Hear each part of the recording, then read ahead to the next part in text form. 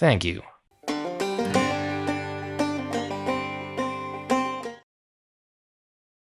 Where it all started.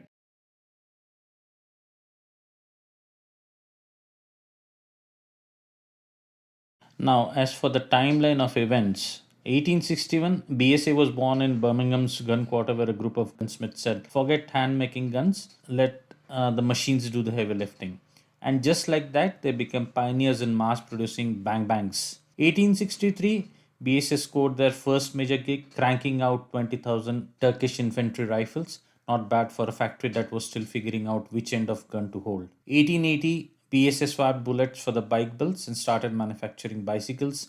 They quickly learned that two wheels could be as thrilling as two barrels, just with less gunpowder. 1910, BSA thought, why pedal when you can put an engine on it? They launched their first motorcycle and it sold faster than hotcakes at a bike rally. A roaring success, literally. 1913, BSA added machine guns to their resume, producing the Lewis automatic machine gun. It's likely they couldn't decide if they wanted to be cyclists or warriors, so they went with both. 1948 to 1918, World War One turned BSA into wartime manufacturing juggernaut, spitting out rifles, machine guns, motorcycles, and even craft engines. It was like a one-stop shop for all your military needs.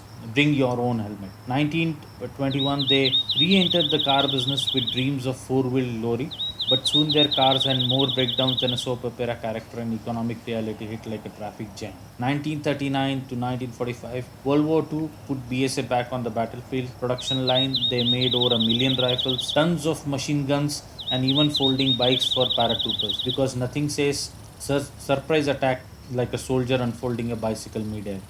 1953, BSA created BSA Motorcycles Limited because the bike business was roaring while the pedal business was well coasting down the hill. 1957, they sold their bicycle division to Raleigh, saying goodbye to the pedal power. It was like dumping a long-time partner to focus on their new love motorcycles. 1961, BSA 100, they celebrated a century of making everything from guns to bikes, but the financial party balloons were starting to deflect. 1970s, the 70s were rough ride. BSA motorcycles empire sputtered out and they found out the hard way that even legions run out of gas eventually. 216, like a phoenix rising from ashes, BSA was acquired by Mahindra Group's premium motorcycle arm, Classic Legions. Talk about a classic comeback. Mahindra saw potential in reviving the brand and BSA was back in the game.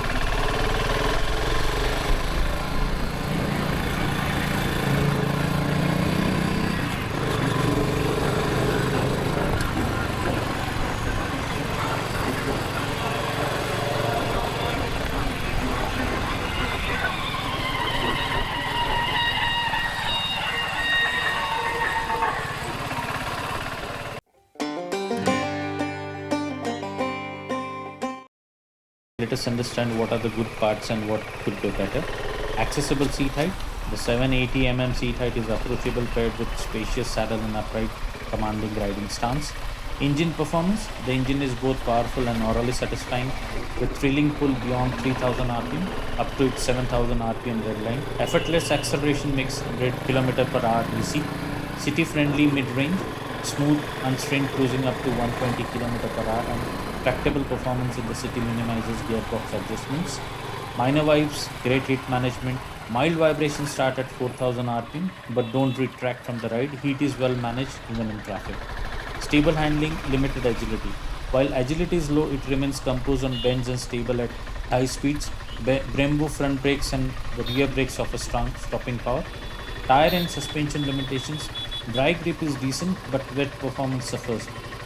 Firm suspension struggles over rough surfaces, keeping the ride constantly. What could have been better? Missing side panel lock. There is no locking mechanism for side panels, raising concerns over seat and component safety. Aftermarket solutions needed. We'll have to explore aftermarket fixes for securing parts. Center stand absence. Tight space in the basement parking makes a center stand necessary but absent. Grab rail not included. Must purchase the grab rail accessory as it's missing from the seats end. Sari guard complication. The mandatory sari guard holds no use. Will prefer replacing it with functional grab rail. Analog meter familiarization. Takes time to adjust to the analog meters for precise readings. A bit hefty. Bike feels weighty in all situations from lifting it off the side stand to maneuvering in traffic. For the important question, should you buy?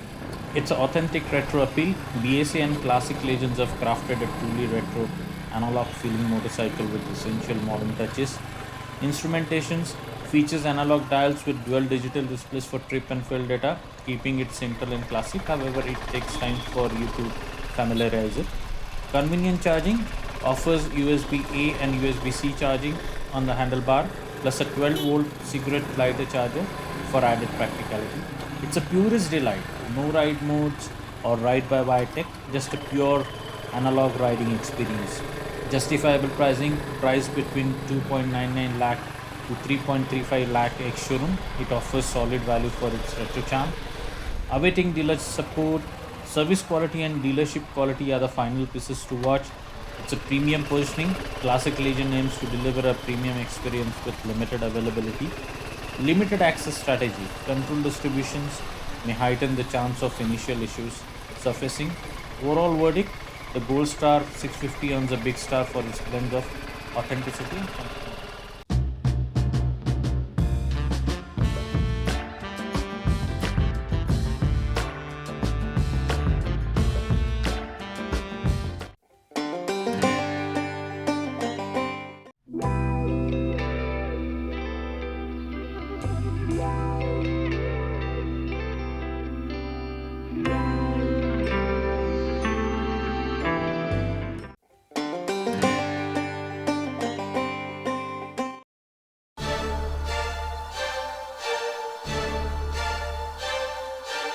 Do we see more coming from BSA stable? Oh yes, BSA Scrambler 650 is expected to launch in India by December 2024 with an anticipated price range of 3,40,000 to 3,60,000. Rival bikes, it will compete with the likes of Royal Enfield BS 650 and Ducati Scrambler Icon.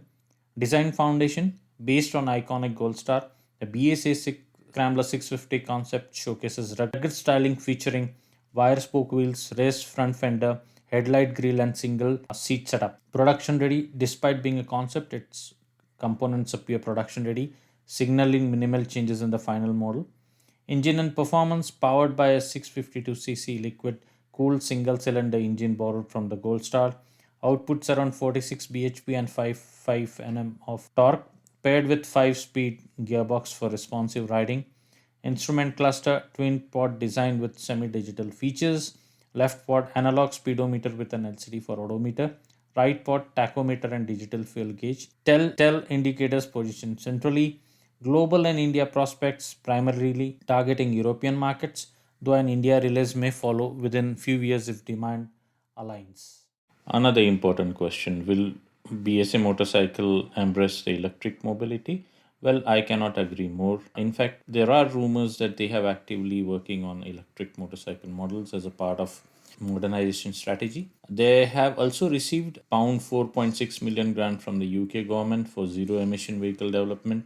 As for the technical innovation goes, they are focused on creating a bespoke battery and a motor combining retro aesthetics with modern technology. Of course, there is a heritage preservation as well, and they aim to maintain the classic design while integrating electric features. Industry trends aligns with the broader shift towards sustainable mobility solutions, and BSA's commitment to electric motorcycle showcases its dedication to innovation and environmental response.